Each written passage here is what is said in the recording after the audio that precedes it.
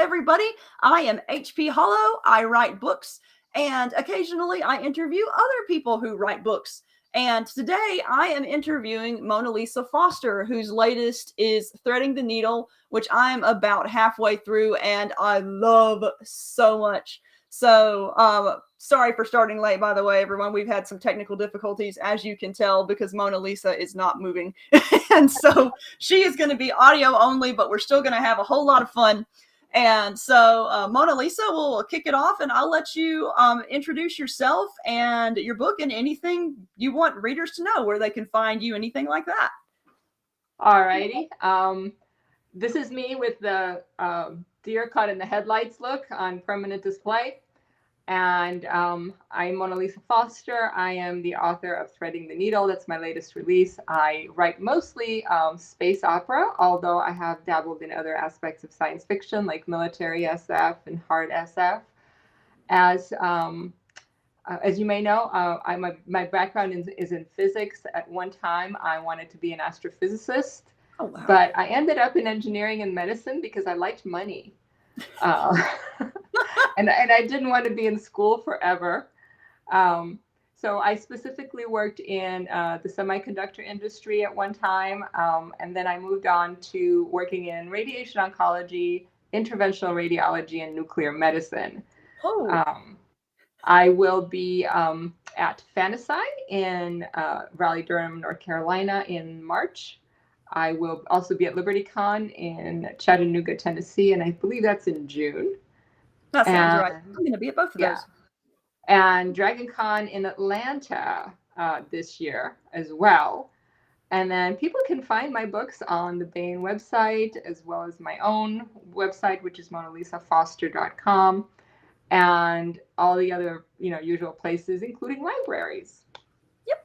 So, and I believe in the event description, I have links to your website, to the Baen website. So those who are watching on YouTube and Facebook specifically, because for whatever reason, Twitter doesn't allow me to do event descriptions, go there. You can click and buy and have a good time clicking things. So yeah. All right. So Threading the Needle. What's it about? It is about Talia Merritt, who is a woman that used to be a military sniper, and she has emigrated to a new planet in order to start her life over.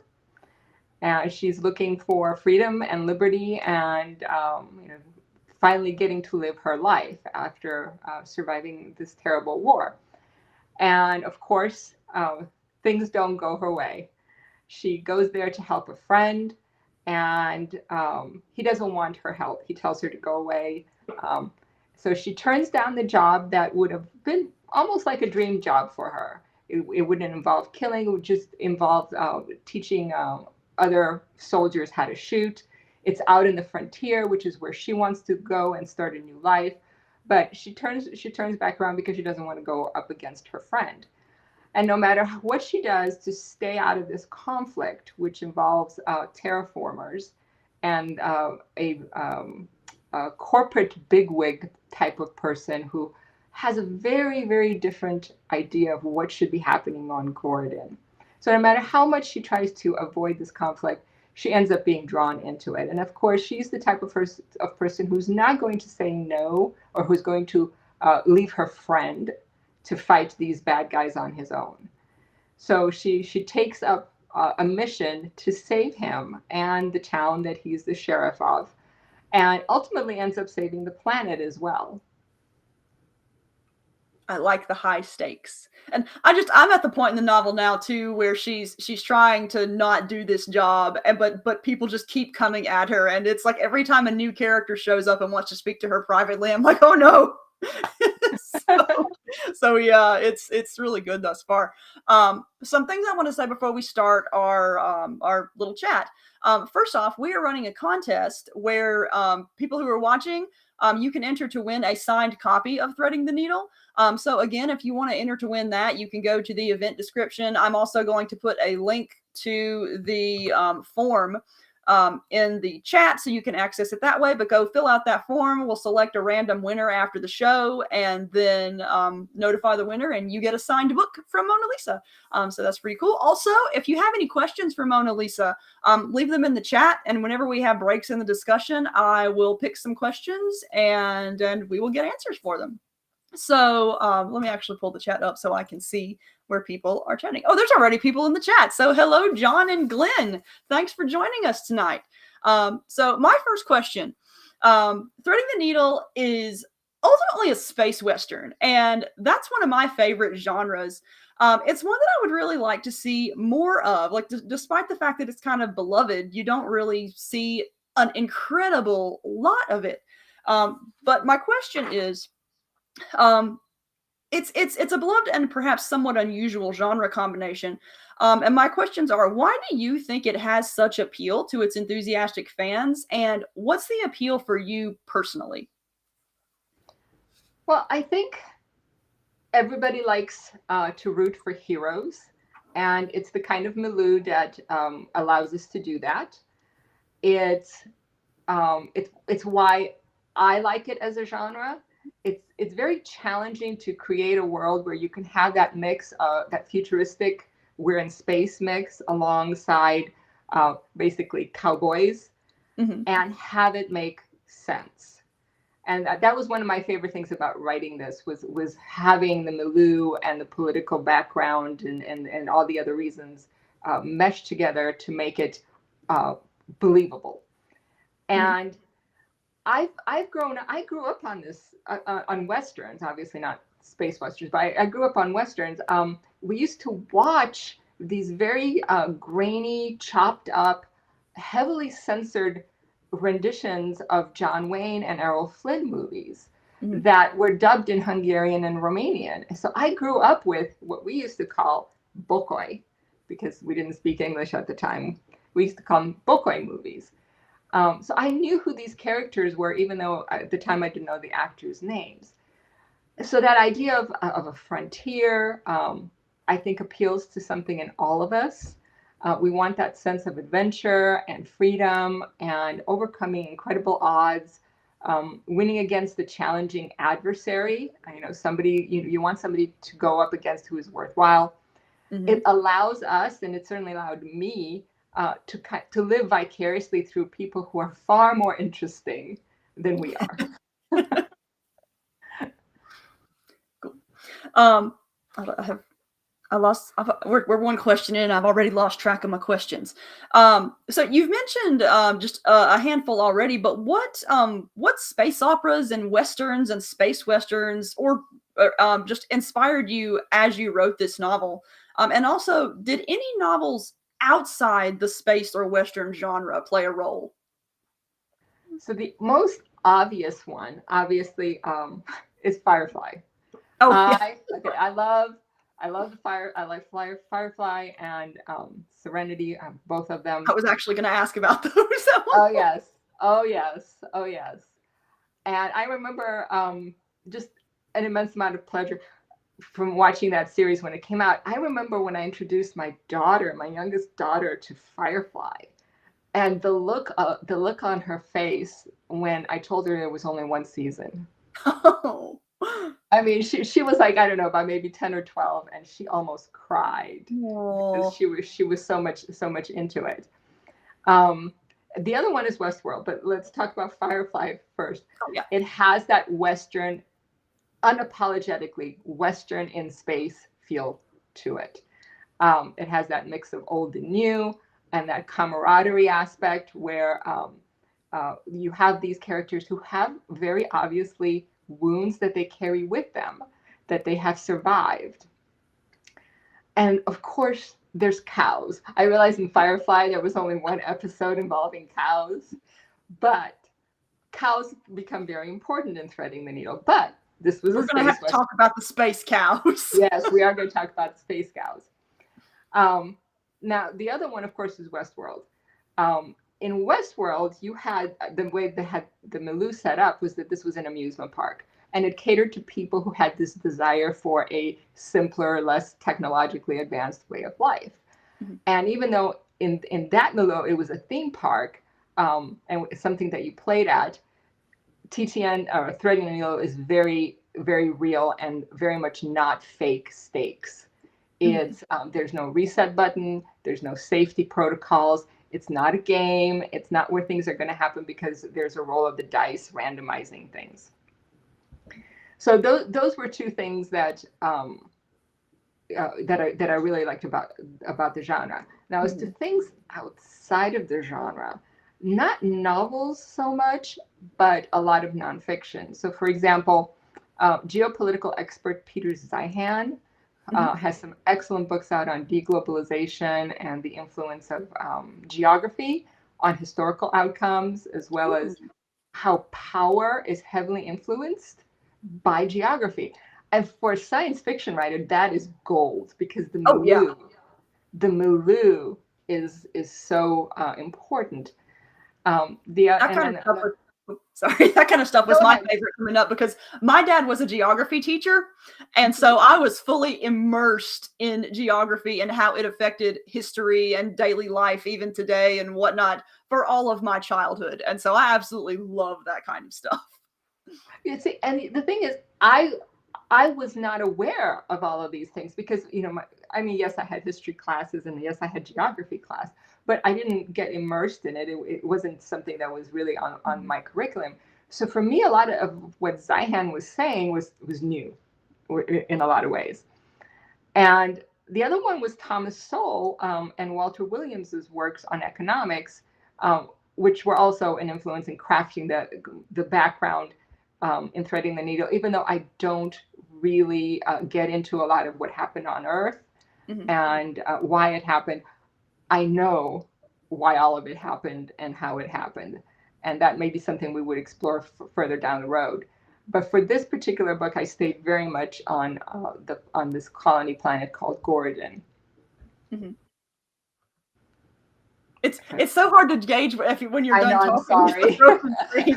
So there's going to be plenty of awkward pauses tonight while I figure out when Monalisa is finished. The setting actually brings up a question I didn't send you ahead of time, but I've read some of your other stuff too, and I've noticed that there tends to be a at least subtly Japanese motif that shows up in a lot of your writing, and I'm curious as to what the origin of that is. I really like Japanese stuff. So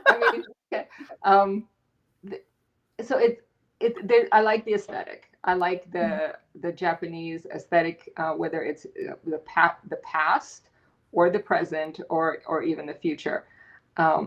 In some of the photos that I have online, you see me with a sword. I actually started taking classes on how to use the Japanese sword, and it's a rue that was developed for World War II officers. So it wasn't necessarily what the samurai would be doing, because it was something that would take a lifetime to master, or at least a lot of years. The stuff that they were teaching in this particular rue had to do with being able to learn things very quickly and make a very quick end of your adversary. And I got into that because my kids were in karate class. And there were these guys beating on each other with bokens, which are wooden renditions of a samurai sword. And I'm like, and I was just fascinated by it. And the dojo owner goes, you're on the family plan. You could just join that class if you want. So that's what I did. Cool. So it's just something that I like. I like the samurai, obviously the myth of the samurai, and I've adapted them for the genetically engineered Donai in my other series. I chose it as the aesthetic for this book because cowboys and samurai go together. Yes. There's a handful of novels that I've read that specifically combine cowboys and samurai, or at least a Western motif. And you have the whole, I was about to say Akira Toriyama, but that's not the right name. That's the Dragon Ball guy. You've got Kurosawa and how Seven Samurai and various films of his were adapted into Westerns. And I think the connection between Western and Japanese history is a really interesting thing. And so that's my curiosity. Before we continue, we actually have a question from one of our viewers. This is Glenn. Says, looking at your Amazon bio, interesting stops to get here. Why a sniper? And I assume that's, Glenn, you can clarify if I'm wrong, but I assume that means why decide to make Talia a sniper? Well, we wanted to create a military specialty for her that made sense. And so there's historical precedent for female snipers in combat, and them doing very well in a lot of cases.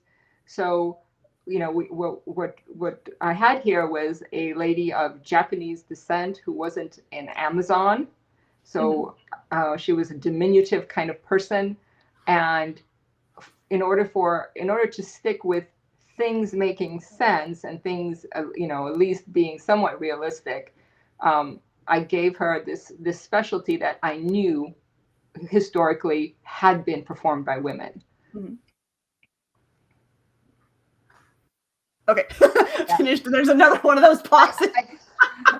All right, that actually leads me into my next question, and honestly, this question could be a whole interview in and of itself. But I have. These days, strong female characters are kind of a dime a dozen, and very often they're really just obnoxious men with a female facade. But the ones that you write are very convincing and very often badass, while also being very believably female. And my question is, what's your technique for writing such believable, well-balanced, badass female characters? Well, first of all, thank you for saying that. Okay, you don't know how much that means to me, because I really try to create a real person when I write. Okay, so I made a list, and you're right. This could be its own interviews. How do you write a believable female character without turning her into a caricature of the strong female character thing? All right. I don't make them girl bosses or queen bees. That's one of the things that I think makes for the wrong type of female character. Instead, I work to make them into people who are going to work with their allies and partners to solve a problem. I don't put a chip on their shoulder about being women in the first place. So I don't have them constantly trying to outman the men. And that's something I appreciate so much about your writing too, because as a woman, naturally, I like to read about women characters doing cool stuff, but it takes me so out of the story when half the character's problem is, oh my gosh, people are oppressing me because I'm a woman. And I just, it's something that I really hate about strong female characterizations. So thank you for not doing that in your writing. Well, thank you. And I know exactly how you feel. I get so tired of the constant, I am oppressed, I am marginalized. Yes, I am a Dr. Princess Astronaut Admiral, but women are still barefoot and pregnant all the time. No, that doesn't work, So that's another thing that I don't do, is I don't give them today's meat space cause du jour agenda. And I especially don't put it on the page. Instead, I just focus on them being real people who care about the people around them more than they care about advancing an ideology.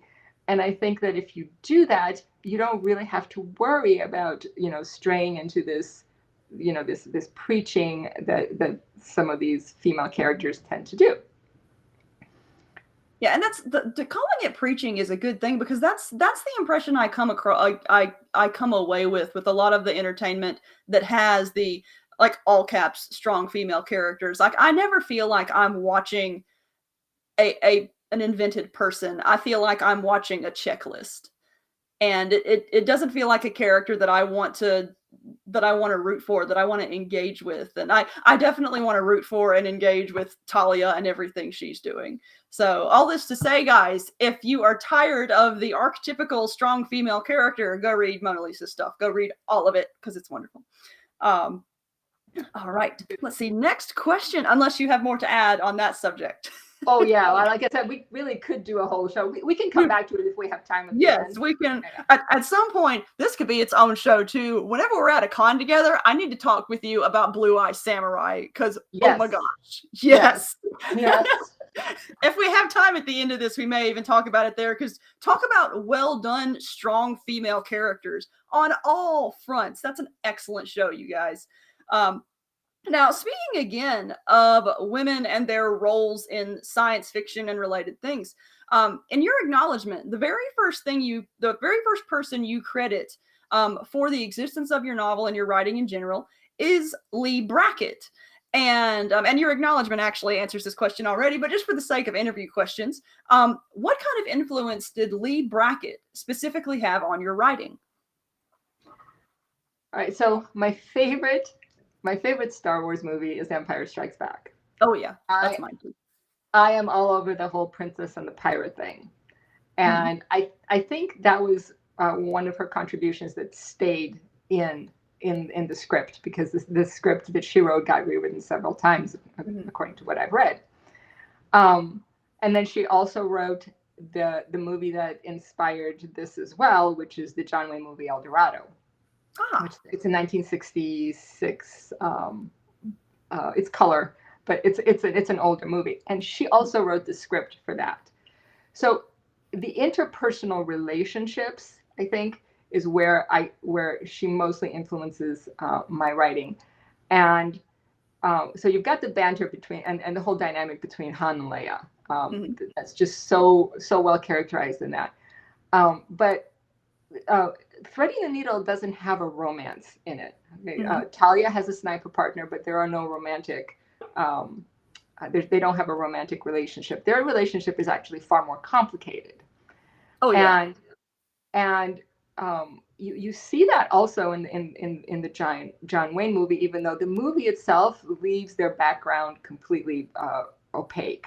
And that was one of the things when I sat down with this, I kind of wanted to flesh out Talia's background, and I do it through flashbacks throughout the book. And one of the things that has been written about Lee Brackett, specifically by Michael Moorcock, was, and I quote, "Her heroes are often deeply aware of some moral transgression which everyone forgives them for except themselves." Okay. And I think this is something that humanizes Talia. Yeah. In a lot of ways.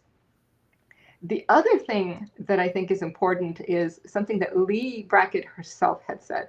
And this is like throwing gasoline on the plot versus character-driven debate. But I'm going to go ahead and read her quote anyway. She says, "Plot is people. Human emotions and desires founded on the realities of life, working at cross purposes, getting hotter and fiercer as they strike against each other, until finally there's an explosion. That's plot." That's a great way to describe it too. I love it. Because you cannot decouple them. Plot is character and character is plot. The things that happen, which is what most people call plot, the events in the story, should come from the characters because they want to do something, or they need something, or they want to change something. And conversely, the events are going to influence the characters. You cannot decouple them. So I think Lee Brackett got me thinking in terms of there isn't necessarily something is plot driven or character driven. It's a spectrum. And your own stories are going to lie on that spectrum, sometimes delving more to one side and then sometimes to another. So for me, that as a writer, that was a great revelation, because I didn't want to take sides in the plot driven versus the character driven camps, right? All right, let's see. My next question, I've got like a whole crazy page here, so I'm just going through and picking the fun ones. Let's see here. Now here's one for you. Now, the general setting of Threading the Needle is very obviously far future, even if areas of the immediate setting are so antiquated that like some don't even have electricity, or they have, if they do have electricity, it's like from generators. It's not a big system. So how did you decide for narrative and world building purposes what parts of the world would be advanced and what parts would be low tech? Did that world building come first, or did the story come first, or how did all that work? Well, we knew we were going to need, and I'm using the royal we because I'm writing a manuscript where the character is using the royal we, so that's why it keeps creeping into my vocabulary tonight. Okay, sorry. I knew we were going to have space cows. Okay, so I knew that we needed a setting that it wasn't going to be a laboratory. Obviously, it was going to be on a ranch or kind of an Old West setting.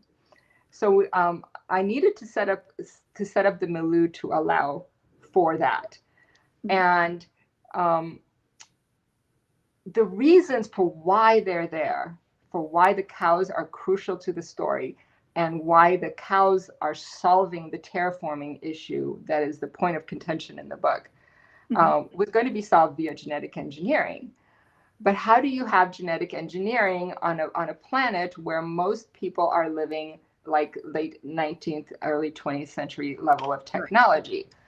So for that part of it, I created an Earth where the genetic engineering took place. So the genetic engineering of the cows actually took place on Earth. They were shipped to Goruden, where they were let loose and bred and eventually did their thing to solve the problem on the planet. But I wanted to set up this milieu that would work with cowboys and samurai.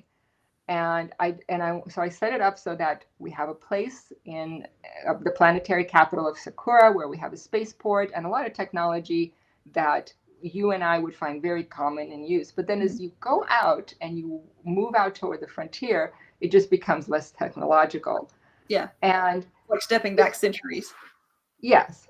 And this is another reason why the background of where they were coming from and what happened on Earth is kind of crucial. And basically, not to spoil too much of it, they are coming from a dystopian world. But I didn't want to spend a lot of time in that dystopian world. I did not want to write a dystopian fantasy or a dystopian fiction. But back on Earth, we no longer have the large countries like China and Brazil and Canada and the US as large countries anymore. They have balkanized. They have fractured into multiple hegemonies, some of which are corporate, which is why I mentioned corporate nobility in the book. So even though it's been several hundred years from now, the Earth has undergone these natural disasters and wars, and the colonists are trying to get away, not just from the government itself, who wants to run and ruin their lives, but also from the corporations that in a lot of cases have more power than the governments. We have that scene where they're arriving at the spaceport, and there's PSAs being shown about build your own home and sew your own clothes and cook your own food. And that, basically they're welcoming people to the planet, letting them know you can do these things. Yeah. You don't need permission to live your lives anymore. I love that little detail. That was a really nice touch in the airport scene. Yeah. So I mean, as far as what's happening on Earth, that's how much I limited to. But once I settled on what we needed, I just kind of worked the history backwards, and I ended up with something that I really enjoyed, and this is one of the reasons that I really liked it. Talia now gets to carry God's gun. Oh. Browning's own in 1911. Yes. All the gun people will appreciate that. If you're not a gun person, don't worry about it. Oh, cool. Done answering this slow, or not slow, this stopped image is completely messing with my head in sense of timing. I'm sorry. Thank you for being patient with me tonight. But hey, we got some more people in the comments. So hello to Melissa and Martin and Robert and Dan. We've got a whole bunch of people joining us today. And we've got and we also have Knight of Barsoom, so welcome. And We got an interesting comment from Robert Kelly just saying, off on a tangent. Recently, he rewatched Casablanca, greatest movie ever. But thinking of your writing and great female characters, how cool would a rewrite, of Casablanca be from Ilsa's viewpoint? Character driven, kind of gotta support it. So, you know something? I hate to admit this, I've never actually seen Casablanca, which is something I need to fix at some point. So I can't actually comment much on it, but if you have seen Casablanca and have comments to make, have at it. Okay, so I'm not sure what he means by rewrite. Like something inspired by it would be, would have to be substantially different for IP reasons, obviously. Yeah. So, but if we're going to talk strictly about a rewrite of Casablanca, I agree that she's a very strong female character, but I'm almost afraid we would have a situation like in Forrest Gump, where the girlfriend takes advantage and dumps the guy. Because that's kind of what happens. She takes off with her husband and leaves Rick to face the Nazis on his own. So I'm not. It wouldn't be a very. I don't know. Would that be a good character for people to relate to? What do you think, Heather? Having not seen the movie, I can't give a really good answer, but I would say based upon what you've just said, I don't know that she's a character I could be sympathetic toward. I mean, it could make for an interesting movie. There are certainly interesting movies about unsympathetic characters, but yeah, I will leave it as saying it could be interesting, which is the most neutral of answers. But I mean, you might have to rewrite the ending, or to make her more sympathetic in some way. Yeah, something would have to be changed. Some sort of new detail would have to be added to tweak the story, depending upon what kind of story a person's trying to tell with that character, because that, like, the writer's goal is obviously an important part too. But yeah, I'm making sure I haven't missed any other questions real quick. All right, no more questions. If you do have questions, feel free to put them in the comments, and we will get to them. Let's see here. I think we've actually made it through most of my my early questions at this point. But my final one on my list, on my official list, you wrote your dogs into the book. And so I'm a Corgi-san and Despair Bear. You kept their names, even like the exact same names. And so I'm curious how much of the little robot dogs in the book, how much is derived from those actual dogs, personality wise, or was it just the names that were taken? Also, tell us about the dogs, because the dogs are cool. I know about the dogs because I've read the book, but tell the viewers because they're neat. So Corgi-san and Despair Bear are my dog's stage names. It's not actually their names. It's what I call them online, because too many people, think that you use your pet's name for a password. That makes sense. Yeah. So Despair Bear and Corgi-san are their stage names, and the way they came about from their personalities. The Skye Terrier is Despair Bear. And if you want to know what a Skye Terrier looks like, it's a very long, stretch limo, short-legged terrier that looks like a mop. I took him into Home Depot, and the guy there said, "Ma'am, broom handles are on aisle 6." And I'm like, "Yes, thank you. Obviously, I'm here for a broom handle," because he looks like a mop. So much like a mop, yeah. Yeah, which is why in the book, the robot version of Despair Bear has this netting on him that catches stuff. So he looks like he's wearing a ghillie suit looking thing. Because of course he would be wearing a ghillie suit. We have a sniper in the story, so why not a dog with a ghillie suit? Yes. Corgi-san, on the other hand, is my Welsh cardigan corgi. That is the big corgi with the tail. And the reason that we called him Corgi-san is because he adopted the kamikaze lifestyle really early as a puppy, and has been trying to prove that he's a kamikaze. Well, you know what kamikaze is. Yes. Okay, so this dog has cost me more money. He's tried to bankrupt me. Okay, he does his own stunts.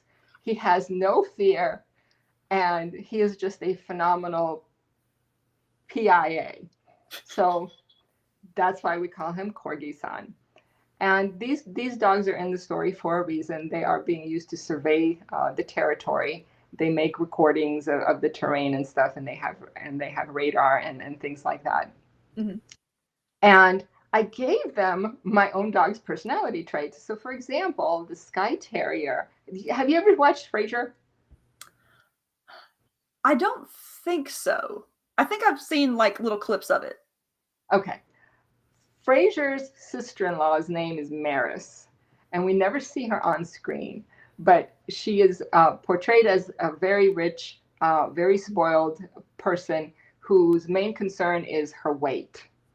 She has some unrealistic goal for her weight and doesn't eat. She just eats. She lives on air. Well, Despair Bear was like that too. He was just not a big eater, which is a great contrast to Corgi-san, who is always hungry because of course he is. So that's why in the story, Despair Bear doesn't take a full charge because he won't sit on his charger long enough to take a full charge, and he's always running out of juice. Whereas Corgi-san will sit on his charger all day long and be very, very content just sitting there. So that's one of their personality quirks that I borrowed from my dogs and gave to the robots.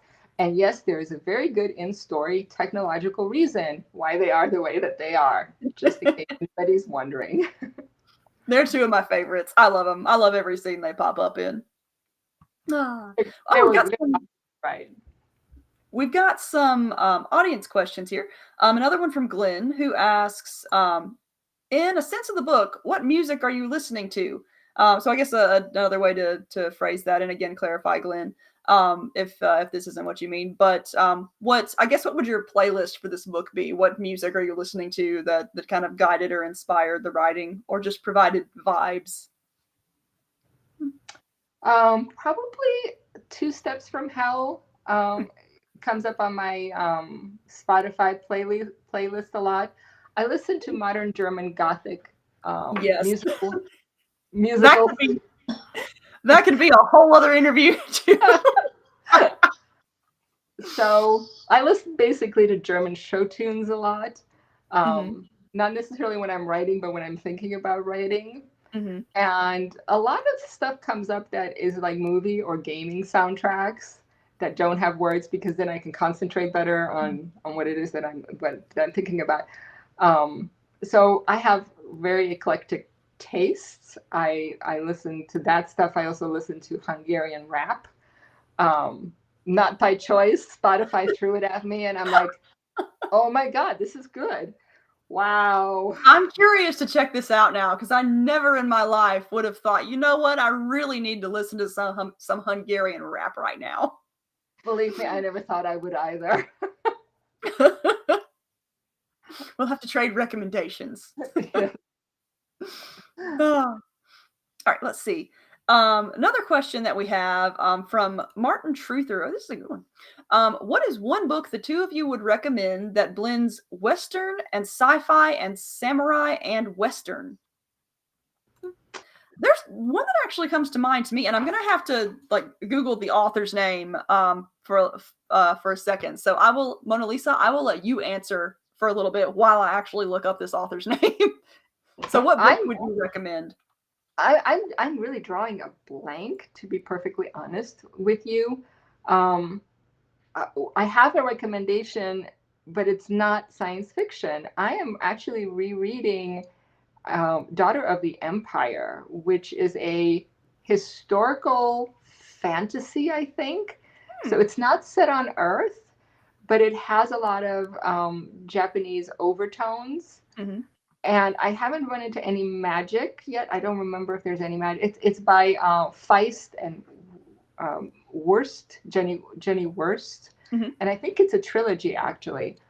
And that's really the only one that comes to mind that has that Western and samurai mix.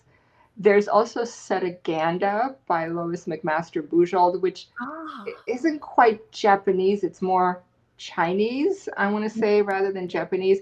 But if you think about it, Barayar and the Vor is the Japanese component, and Setaganda is the Chinese component. Mm-hmm. Not very much Western, but there are times when they go up in the mountains on a horse. So, Mm-hmm. you know, that's the only two I'm thinking of. Did you find the info you were looking for? Yes, I did. The one that I read is actually it's an indie book. The series is called Meiji Mysteries, and the first book is called Suicidal Samurai. It's by Sarah G. Rothman, and it hits all of those samurai Western notes. Like the main character is actually a Japanese man who, if I recall correctly, went out west, but then and became a cowboy, but then came back to Japan, and so he's both cowboy and samurai, and he stumbles upon this plot, and there's just a lot of really good adventure. There's also a sort of really well organized comedy of errors element about it, where certain things, there's two separate casts and things just weave together really really well in it.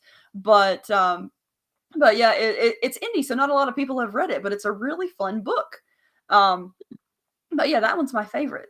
Let's see here. Do we have? I think we don't have any more questions, and we're getting close to closing time. And we can actually, you know what? We can actually, since we started 10 minutes late, go 10 minutes past 9, if that's okay with you, unless you have somewhere to be, Mona Lisa. No, it's good. Nice. All right. So we finished most of my main questions. So again, everyone, if you have any more, continue asking. And also, there's still the contest that we're running, which I will put in the chat again if you want to enter. But you could win a signed copy of Threading the Needle, which I highly recommend. Let me put that in the chat one more time. And so, yeah, that link that just popped up is the document. So now I have all sorts of just generic writer questions that, I mean, yeah, they're generic, but also every writer has a different answer and I find them fun. So what does your average writing day look like? So do you have like writing rituals? Do you have a specific time of day that you like to write, or a favorite spot, or a favorite, I don't know, pen that you use? Like how do you go about it? What's a day like? I'm usually up around 4 a.m. and I usually just make myself some coffee and sit down at the computer. And that is the time of the day when my brain is firing on all cylinders. Mm-hmm. And depending on which stage of writing I am in, I try. So, for example, if I'm in the planning stage or the editing stage, I don't worry so much about getting everything in that initial morning session. Mm-hmm. But if I'm actively writing new words, rather than cycling over the old ones or editing, then I try to get to the computer first thing, and I try to do it, and I've often failed, but I try to do it without having looked at Signal or Facebook or Twitter or anything else. I try to just be fresh and in the story. And I try to do that too. It makes such a huge difference if you do literally anything other than write first thing in the morning. Like I'm very analytical about my writing process, and I found that if I check Facebook or do anything like that in the morning before I write, it cuts my productivity down just so much. I'm the same way. If I could just, the thing is, you can't ignore it as an author. You just don't have that option. And then trying to limit it, sometimes it's impossible, because so much of our collaborative efforts take place somehow require you to look at your phone or get on your computer. Mm-hmm. And like you, I'm very analytical. I am trying very hard to pants less and plan more. Mm-hmm. Because I'm trying just to increase my yearly word count and how many books I get out. I would like to be able to get at least 2 or 3 books out a year. Mm-hmm. Now, my Ravages of Honor novels are 160 words, 160,000 words. Mm-hmm. Those are I write really long books. So to be able to write 2 of those would be fantastic. I'm never going to be the kind of writer that can. I'm never going to be the kind of writer that's going to crank out a book every month or a book every couple of months. I am amazed at those writers. Like, I can write pretty fast, but I see the people who turn out a book a month, and I'm just like, no, that would destroy me. I would no. I get stressed thinking about it. I'm right there with you. I have no idea how they do it. There is a very stressful process of releasing the book, and I don't know that I could do new words and releasing a different book at the same time. You do it though. My past several books, I had a schedule that I was working on, and then I assumed, well, what I learned about myself is that I can write 40,000 solid words a month that don't require that much editing. And so I decided, you know what, I can predict how many words I can write. I'm going to do a rapid release schedule, one book every 3 months. And since these books are going to be 80,000 words long, I take 2 months to write, take a month to edit, and then release it. And that worked for the first two in the series. But then they started getting longer. And the last 3 books in the series, I was like, they were indie released. So I wasn't on the same kind of strict submission schedule that traditional authors are on. But there were every single one of those last 3 books, I was putting the final touches on like the day before I was supposed to submit the final document to Amazon. Like it was tough. And so trying to get everything written and edited and released within that short little window was just not fun. Yeah, it becomes real work, doesn't it? Oh yeah, it's a significant amount of work, and I do both my writing and a lot of marketing for both me and my husband Jacob, and so that definitely piles onto it too. And I love both aspects, but there comes a point where like it's really hard to write and market at the same time, especially if you have a related release coming up. It's wild. So yeah, it's a different mindset. Oh yeah, and it's not you don't have a character's head to get into. You have to get into the bragging mode. Yeah, it's just completely different mindset. There's still a significantly creative element to it, but it's definitely a different kind of creativity. Mm-hmm. Yeah. Great. You still with me? The sound went funny for a second. Yes. Okay, good. Woo.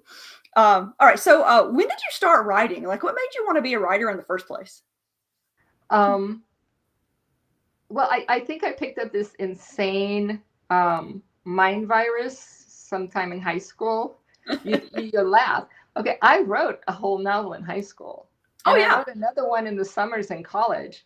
Mm-hmm. And I remember this was back in the days of when you had to put it in a box, self-addressed stamped return box. Yes. So it was a box within a box. I remember not being able to afford the postage. Wow. And that's why I put it aside and kind of stayed away from the whole writing thing for 20 some years. But I caught this virus basically in high school, and I dabbled a little bit in college, and then I got really busy with trying to actually get my degree and so on. And I came back to it a few years ago at the library. I was at the library with my kids, and I happened to run across this book called Samurai, which is one of those really large books that you put on a coffee table, and you need help lifting. And I checked it out at the library, and it kind of, I can do this now because my kids are old enough where they don't need me as much, and I can actually start doing things for myself again. And it's something I've wanted to do all of my life. It was just a matter of finding the right place in my life to fit it in. Mm-hmm. And that finally happened not so long ago.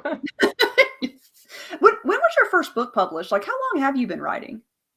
So I self-published in 2019.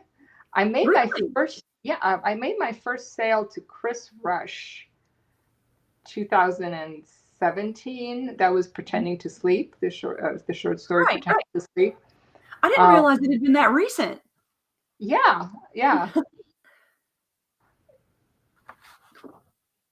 All right, next question. I was waiting for the. Sorry. That's fine. We've established that the visuals are weird this time around. What are you reading at the moment? I'm rereading The Daughter of the Empire. Yeah, that's right. By Feiston. My intent is to actually get through the trilogy this time and not get distracted by something shiny. No, that's a tough thing for me. It occurs to me that I started Ravages of Honor and then didn't actually finish it because I got distracted by, I think I had to do some kind of research reading or something. I did love what I read, but it just occurred to me just in the middle of this interview now that I haven't actually finished your first book. Not first book, but I need to pick that back up again.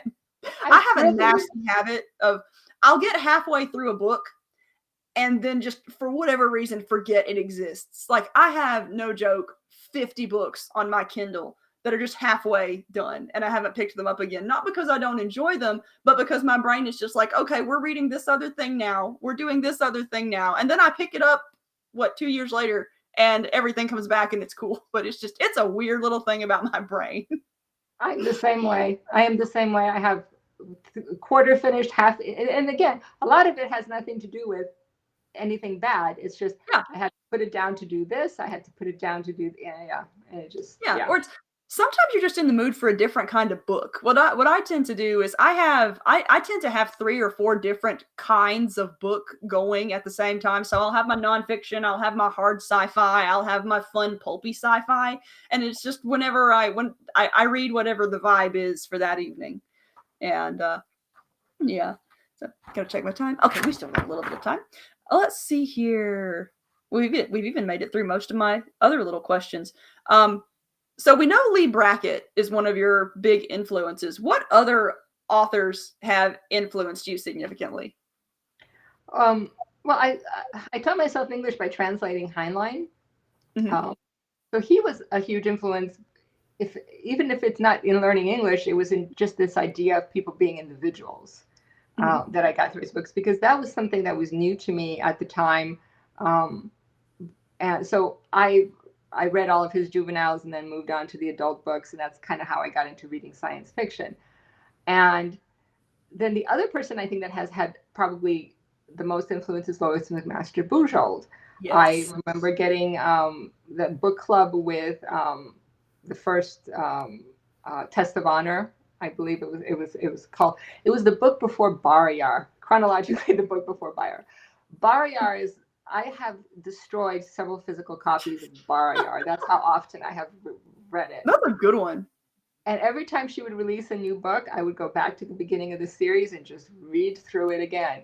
Nice. And I loved everything about the way that she wrote. She just had a very unique narrative style, which I did finally figure out what made her so different. So in terms of influence, not only the type of story, I mean, she writes space opera, but the way that she told it, the narrative choices that she made and how I'm telling it, I took that and I put it on steroids. Nice. Yeah, I actually just started reading Bujold within the past year or two, and I am not a fast reader in general. Well, obviously, if it takes me 2 years to finish a book, but I find myself just plowing through anything of hers that I start. Like I finish it in a week, which is phenomenal for me. She's become one of my new favorites too. And not only that, but you ask what was the book about, and you're like, you can't sit down and just give a chronological. They're complex and they're complex in unexpected ways, and so much of the complexity is not necessarily in the plot, but in what's going through the characters' heads. Yes, and that's one of the things I find so delightful about her stuff. Yeah. What's your favorite Bujold book? Barayar, and Civil Campaign. Probably would be my second. Then Setaganda and Memory. Mm-hmm. And I could my list. Yeah. A Civil Campaign is awesome. Really nice. And she's got so many to read too. I feel slightly overwhelmed thinking of all the books of hers that I have to make it through. But at the same time, it's not a bad problem to have lots of books by a good author to read. You just need time. You need somebody to sell you time. I need to actually sit down and read. See, my thing is I get wiggly. I like to move around. And while I do like the idea of curling up, with a coffee or a hot chocolate and a book, I'll get 2 pages in and it's like I need to move and do something. I really like audiobooks for that reason, for example, because I will just put an audiobook on and do chores and knock out a book and knock out chores. But yeah. So all right. Oh, continue. No, I get that. I totally get that because I have the same problem. I'll read it. At least I'm reading more than 1 paragraph at a time, which is what was happening when I was raising the kids, right? I've read this paragraph 6 times already. Yeah, I remember I taught 8th grade English for a year, and I want to say I was so tired at the end of every day that I might have read a single book, not out just for myself. Obviously I was reading for when I was teaching, but I maybe read a paragraph a day, and it was exhausting. There's no time for anything except teaching and stressing. I agree. I see that. We have an observation from Robert Kelly here. Says, where'd it go? Miles is the achievable hero we could all become despite our cultural obstacles, and more relevant today than when written. Something, I am really astonished at how, despite their age, they have aged really well. At least the ones that I've read, in terms of their themes and whatnot, which, I mean, that's true of all great literature. It ages well. But yeah, that's there are certain elements that I read and I'm like, oh, this feels like it was written somewhat recently. I think her series is gonna be one of those timeless things that becomes a classic. Oh yeah. Because the characters stay with you, the milieu stays with you, and it's the kind of thing where you will go back to it and read it again and again. You know what's going to happen. It doesn't matter. You're there to go to be with the characters. Yeah, it's like going to excuse me, my tongue's getting all tied up. She's one of those writers where going back to read her characters feels like you're going back to visit friends. And that's not something that happens often with books. Like a lot of books I will read and enjoy and then forget. But some characters I actively miss, and those are the ones I go back to all the time. Mm-hmm. Mm-hmm. All right. Well, we are at 9:10, so we have been chatting for an hour, and this has been so fun. Thank you for joining me on this. And again, you guys, Monalisa will be sending a signed book out, so if you want to try to win that, go into the document I posted a link to, enter the information there, and we will draw a winner. But it's Threading the Needle, available now from Baen Books. Go buy all the copies. And Monalisa, do you have anything else you want to add before I close this out? I just want to thank you for inviting me to come talk to you. I was looking forward to this so much, and it was great. Thanks for letting me talk about my books. And again, I appreciate it. This was a thrill. Thank you. Yes. Well, thank you for joining me again. All right. Goodbye, everyone. Everyone have a good night.